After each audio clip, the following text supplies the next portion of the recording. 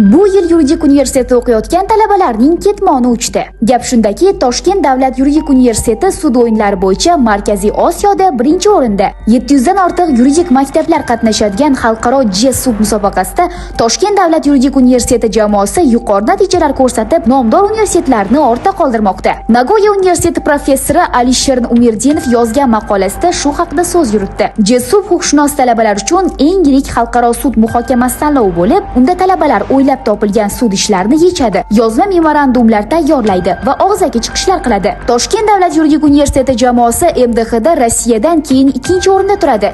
2019-yilda Washingtondagi finalda qatnashgan.